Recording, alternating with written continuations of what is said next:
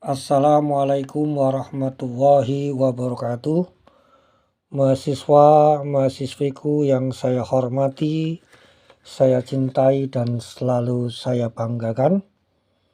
Kali ini pada mata kuliah Sistem Manajemen Keselamatan dan Kesehatan Kerja atau lebih viral dengan SMK 3. Pada mata kuliah ini akan kita mulai dengan berdoa menurut agama dan kepercayaan masing-masing. Berdoa silahkan. Berdoa cukup. Bismillahirrahmanirrahim. Mahasiswaku yang saya hormati, yang saya cintai dan selalu saya banggakan. Untuk mempelajari Sistem Manajemen Keselamatan dan Kesehatan K3 atau viral dengan SMK 3, lebih dahulu akan saya berikan prolog sedikit tentang hal tersebut. Yang mana di dalam prolog itu adalah menceritakan bagaimana era sekarang ini. Era di mana era globalisasi perdagangan yang saat ini memberikan dampak persaingan yang sangat ketat dalam segala aspek, khususnya ketenaga kerjaan, yang salah satunya mempersyaratkan adanya perlindungan atas keselamatan dan kesehatan kerja. Di dalam perkembangan ilmu pengetahuan dan teknologi telah membuat dunia industri berlomba-lomba melakukan efisiensi dan meningkatkan produktivitas dengan menggunakan alat-alat produksi yang semakin kompleks, yang semakin maju. Makin kompleks dan makin majunya peralatan yang digunakan, maka makin besar pula potensi bahaya yang mungkin terjadi dan makin besar pula kecelakaan kerja yang ditimbulkan apabila tidak dilakukan penanganan dan pengendalian sebaik mungkin. Hal ini menunjukkan bahwa masalah-masalah keselamatan dan kesehatan kerja tidak lepas dari kegiatan dalam industri secara keseluruhan. Maka perlu pola-pola yang harus dikembangkan di dalam penanganan K3 dan pengendalian potensi bahaya yang harus mengikuti pendekatan sistem yaitu dengan menerapkan sistem manajemen K3. Untuk meningkatkan efektivitas perlindungan, keselamatan dan kesehatan kerja tidak terlepas dari upaya pelaksanaan keselamatan dan kesehatan kerja yang terencana, terukur, terstruktur, dan terintegrasi melalui SMK 3. Tujuannya adalah untuk menjamin terciptanya suatu sistem keselamatan dan kesehatan kerja di tempat kerja dengan memberikan unsur manajemen, memberikan unsur dan melibatkan unsur manajemen, pekerja atau buruh dan atau serikat pekerja atau serikat buruh dalam rangka mencegah dan mengurangi kecelakaan kerja dan penyakit akibat kerja serta terciptanya tempat kerja yang nyaman dan efisiensi serta produktif. Mahasiswa-mahasiswiku yang saya hormati, yang saya cintai dan selalu saya banggakan. Di dalam penerapan keselamatan dan kesehatan kerja melalui SMK 3 telah berkembang di berbagai negara, baik melalui pedoman maupun standarisasi. Penerapan SMK 3 bersifat normatif sehingga harus ditaati oleh perusahaan.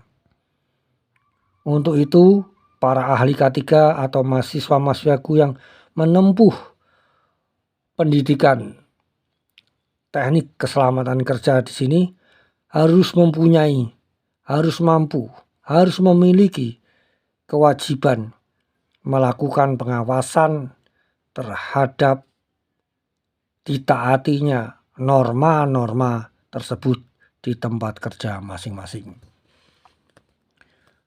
Untuk dapat memahami apa dan bagaimana serta keseragaman tentang SMK 3, setiap perusahaan harus menerapkan SMK 3. Adapun di dalam pembelajaran ini saya titik beratkan kepada mahasiswa diharapkan mampu memahami sistem manajemen K3 atau SMK 3, yang mana mahasiswa harus bisa menjelaskan tentang SMK 3, mendeskripsikan secara garis besar SMK 3, menerapkan SMK 3, memahami secara garis besar tentang audit SMK 3.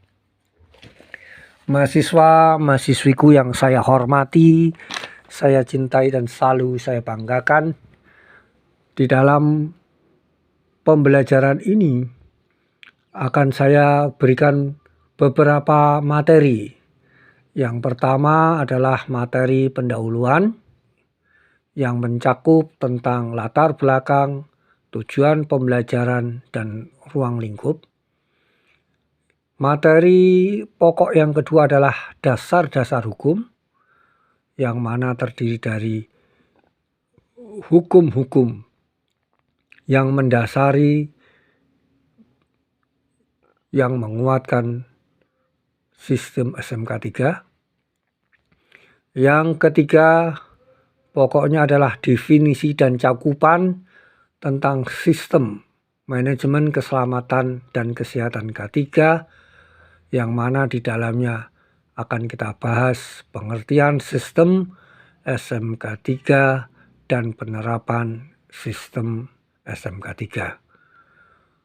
Pokok pembahasan selanjutnya adalah tentang sistem manajemen keselamatan dan kesehatan SMK 3, yang mana nanti meliputi prinsip-prinsip dasar SMK 3, di mana di dalamnya terdapat penerapan kebijaksanaan, perencanaan, pelaksanaan, pemantauan, dan peninjauan.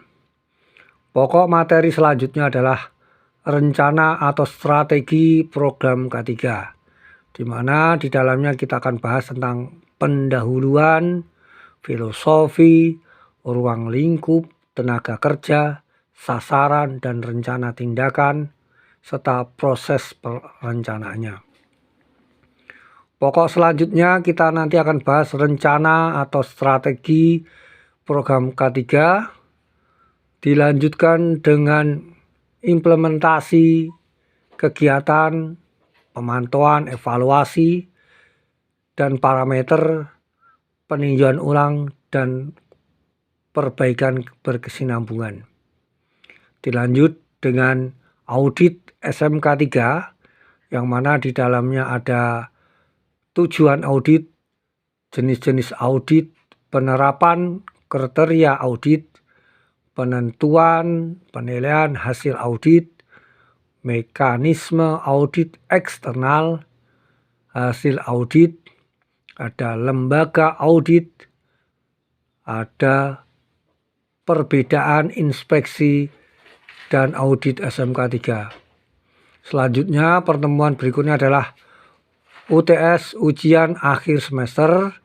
Dilanjut dengan masih pada pertemuan berikutnya audit SMK 3 tentang pengawasan SMA 3, kemudian ada sistem manajemen K3 berbasis teknologi, yang mana pada hal ini adalah tentang pemanfaatan aplikasi teknologi digital dan sistem recording, penyimpanan dan pengawasan.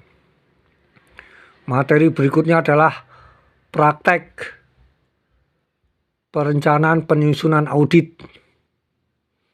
Demikian sampai dengan kita nanti ketemu pada bahasan yang terakhir, yaitu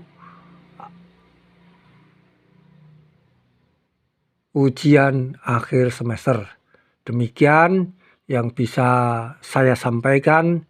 Semangat, tetap terus belajar, jadikanlah belajar itu sebagai ibadah, dan lupakanlah segala sesuatu yang memberatkan. Tetap semangat, tetap belajar, jalani dan jalani. Terima kasih. Demikian yang bisa saya sampaikan di dalam pertemuan awal ini. Terima kasih kepada mahasiswaku. Selamat belajar. Wassalamualaikum warahmatullahi wabarakatuh.